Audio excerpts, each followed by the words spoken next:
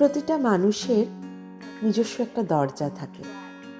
সেগুন কিংবা মেহগনি কাঠের, আঁটো সাঁটো, শক্ত, ভীষণ আড়াল করে রাখা।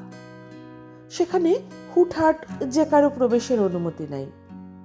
তার যাবতীয় দুঃখ, হারিয়ে ফেলার বাতিক, রাতের পর রাত জাগার কারণ, মধ্যবিত্ত স্বপ্ন, ছিটে ফোটা ভয়, ভালো লাগার মানুষের চোখে চোখ পড়তেই সংসার যাপনের ইচ্ছে। কতটা উপেক্ষা সে সহ্য করতে পারবে, কত দূর এগিয়ে গেলে আর ফেরত আসা যায় না, এই সমস্ত রহস্য খুব সাবধানে ভেতরেই সাজানো থাকে।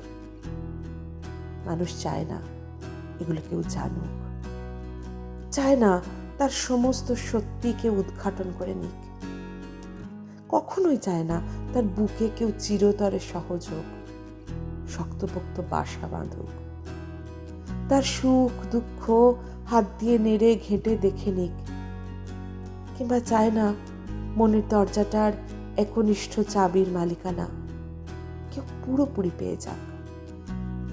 কারণ একবার পেয়ে গেলে সে তাকে অত্যন্ত নিপুণভাবে ধ্বংস করে দিয়ে চলে যাবেই।